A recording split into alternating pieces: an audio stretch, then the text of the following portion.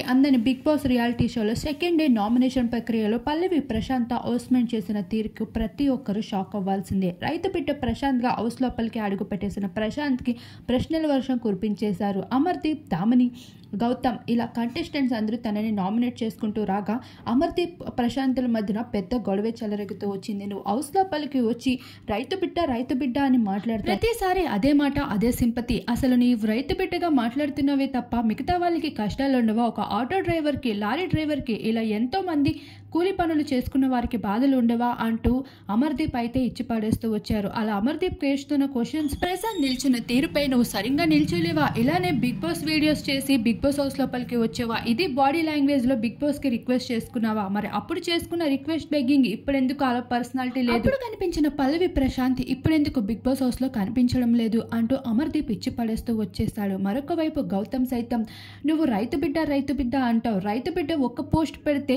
Social మీడియాలో 1 లక్ష rupees ఇస్తారు. మరి నువ్వేం చేస్తున్నావు? నువ్వు రైతు బిడ్డవా, పేద బిడ్డవా అంటూ గౌతమ్ సైతం అదే ప్రశ్నలు కురిపించారు. ఇలా ఒక్కసారిగా ప్రశాంత్ నోర్ని మోయించడంతో ప్రశాంత్ అయితే ఏం మాట్లాడాలో తెలియకుండా ఉండిపోయాడు.